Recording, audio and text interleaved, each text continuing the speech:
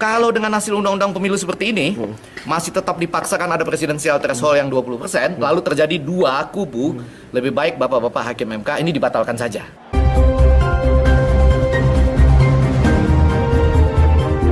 Welcome to your channel, Cross Cultural Institute, berdiri tegak di tengah.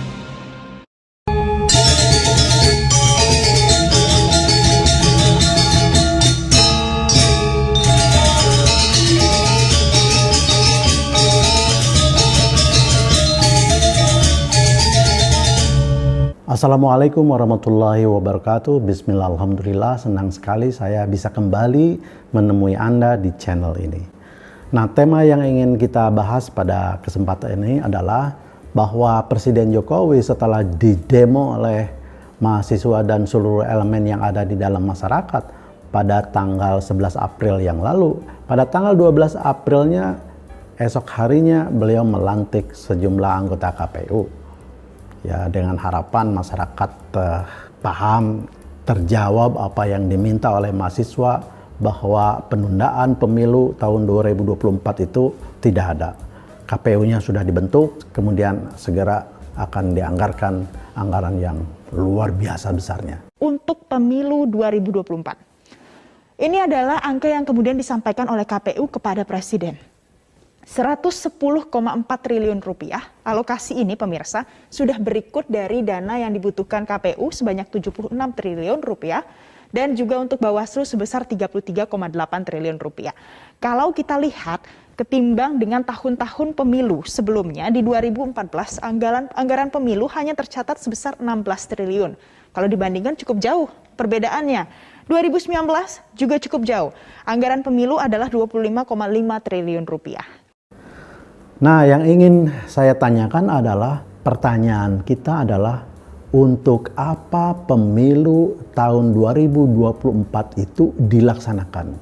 Sudah barang tentu ini adalah pertama kewajiban negara, kewajiban pemerintah melaksanakan konstitusi. Bahwa pemilu dilaksanakan 5 tahun sekali. Maksud dari pemilu adalah memilih calon-calon anggota DPR, memilih anggota DPD, dan memilih presiden yang baru. Ini catat ya, sesuai dengan pasal-pasal yang ada di dalam konstitusi, pasal 5. Jadi pemilu tahun 2024 itu memilih anggota DPR, memilih anggota DPD, dan memilih presiden dan wakil presiden yang baru. Di sini ada persoalan yang sangat absurd, yang aneh, yang menggelikan, dan kelihatannya tidak bermartabat terjadi di negara yang kita mengagung-agungkan sebagai negara yang berdasarkan hukum, sebagai negara hukum. Apa itu? Bahwa menurut undang-undang, presiden yang akan dipilih tahun 2024 itu bukan hasil pemilihan umum tahun 2024. Calon-calon presiden dan calon wakil presiden diajukan justru oleh hasil pemilu tahun 2019. Tujuan kami bersama-sama ingin dua hal. Yang pertama, karena kami baca dalam original intent konstitusi kita, jadi kehendak asli konstitusi kita, sehingga MK tidak bisa tidak harus mengabulkan.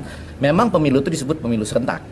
Nah, kemudian kami cari-cari kenapa harus pemilu serentak ya. Ternyata ketemu di pasal yang nggak pernah berubah ayatnya, yaitu bahwa pasangan calon presiden dan wakil presiden diusulkan oleh partai politik atau gabungan partai politik. Kami tahu itu 2013 loh, 6 tahun 3 bulan lalu. Kami sudah mulai melihat kalau presidensial threshold ini ada, nanti dipatok di angka 20%, maka seakan-akan kan 100 bagi 5, 5 kan? Jadi seakan-akan bisa 5 calon pasangan calon presiden dan wakil presiden. Tapi kita sudah tahu lah ada oligarki kapital, oligarki kekuasaan, dan oligarki parpol. Kami udah baca, ini jadinya nanti 2 nih. Dan bener kan, terjadi 2 kan? Jokowi dengan Pak JK berhadapan dengan Prabowo Hatta. Di situ kalau 2, bangsa akan terbelah dan langsung diumpankan ke mulut menganga dari perusak peradaban yang namanya media sosial. Terbukti kan? Langsung bangsa ini terbelah dan sudah saling benci. Nah, di 2019 ini seperti melanjutkan luka lama keterbelahan di 2014. Dan di situ hoaks menjadi ujaran kebencian, ujaran pencemaran. Akibatnya kita itu seperti kehilangan peradaban, rusak peradabannya, nggak bisa duduk bareng lagi. Karena pada waktu Oktober lalu di MK kami yang mengatakan kalau dengan hasil undang-undang pemilu seperti ini masih tetap dipaksakan ada presidensial threshold yang 20%, lalu terjadi dua kubu, lebih baik bapak-bapak hakim MK ini dibatalkan saja. Kembali saja, kan kami yang mengajukan, batalkan saja. Kembali ke pemilu DPR dulu, baru pemilu presiden. Jadi untuk apa sebenarnya kita melaksanakan pemilihan umum tahun 2024 itu? Kalau yang dipilih, orang-orang yang dipilih adalah orang-orang yang diajukan oleh partai-partai peserta pemilu tahun 2019. Ini kan luar biasa, dan inilah yang sedang saya dan kawan-kawan ya bersidang di MK mereview pasal tersebut, ya, keanehan tersebut. Nah, mudah-mudahan ini berhasil. Kenapa bisa terjadi seperti itu?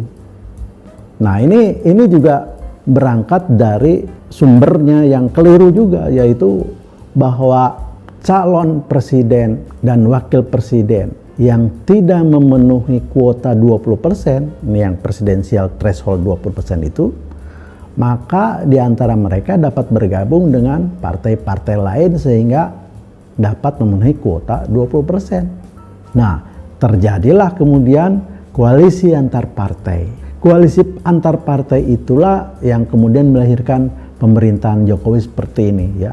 Carut marut, ya. Presiden mengatakan A, menterinya menjadi B. Presiden minta ini, menterinya melaksanakan itu. Nah, ini karena carut marut dari awalnya pasal presidensial threshold itu. Karena harus ada 20% itu, ya, sedangkan pemilu dilaksanakan secara serempak. Jadi pada pemilu tahun 2024 itu, karena pemilu dilaksanakan serempak, belum ketemu partai mana mendapatkan berapa persen kursi di parlemen, sehingga akhirnya merujuk kepada pemilu 2019. Ini adalah malapetaka konstitusi, ini adalah sesat hukum, ini adalah sesat fikir, ya. Bagaimana mungkin kita ingin mengubah situasi yang dulu dengan pemilu yang dilaksanakan tahun 2024, tapi calonnya calon yang dulu. Pada satu sisi itu melahirkan status quo, jadi mereka lagi yang muncul, yang dipilih, ya, yang dicalonkan. Di sisi lain kita menghambur-hamburkan energi, biaya, dan lain sebagainya, konon untuk memilih pemimpin yang baru, tapi yang dipilih adalah pemimpin yang bukan baru, yaitu mereka-mereka yang tahun 2019 berpartisipasi di dalam pemilu yang kursinya dihitung menjadi 20% itu. Nah, pemilu 2024 belum ketemu siapa yang dapat berapa, akhirnya merujuk kepada hasil pemilu tahun 2019. Kenapa begitu? Karena pemilu dilaksanakan serempak. Nah, pertanyaannya, mengapa pemilu dilaksanakan secara serempak? Pemilihan presiden, pemilihan parlemen, pemilihan DPD dilaksanakan secara serempak dalam satu hari, sehingga tidak ketemu hitung-hitungan persentasi berapa banyak partai A sehingga kemudian bisa mencalonkan di pilpresnya. Yaitu karena serempak itu tidak ketemu itu. Kenapa sampai bisa dilaksanakan serempak itu? Alasan Effendi Ghazali itu karena dia katakan supaya biayanya murah, ya. Ini absurditas sekali. Supaya biayanya murah, kemudian pelaksanaan pemilu serempak, hasilnya tidak mendapatkan ketemu angka-angka untuk memenuhi kuota 20% di DPR. Akhirnya merujuk ke pemilu 2019. Ini jalan pikiran yang sangat keliru, yang aneh, yang absurd, yang tidak bermartabat secara political wisdom itu. Inilah yang sedang kami tuntut di Mahkamah Konstitusi, supaya pikiran ini, supaya konsep ini, supaya aturan hukum ini bisa berubah. Dan kembali pemilu dilaksanakan 2 tahap. Pertama, melaksanakan pemilihan umum untuk memilih anggota DPR dan DPD. Dari situ kemudian kita mengetahui berapa persen setiap partai duduk mendapatkan kursi di DPR. Nah, itulah yang kemudian melahirkan calon kandidat baru untuk presiden berikutnya. Sekali lagi inilah ya, memang karena sistem kita buruk ya, jadi ke semua aspek itu terjadi berbagai macam penyelewengan konstitusional yang tidak lazim dilakukan di negara manapun. Terima kasih. Billahi taufiq wal hidayah. Wassalamualaikum warahmatullahi wabarakatuh.